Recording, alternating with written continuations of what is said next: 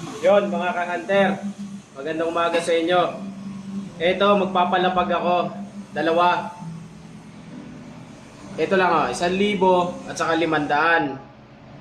Kasi naglapag na ako sa palengke kanina.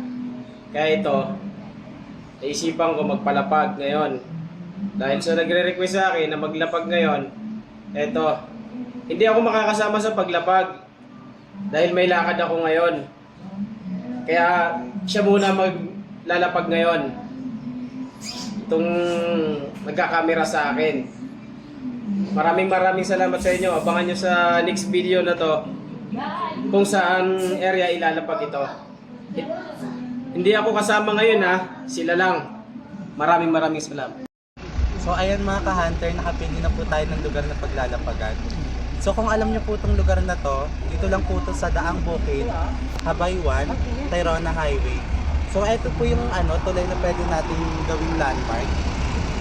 Ayan. And ito naman po yung lugar na paglalapagan natin ng dalawa nating angkaw.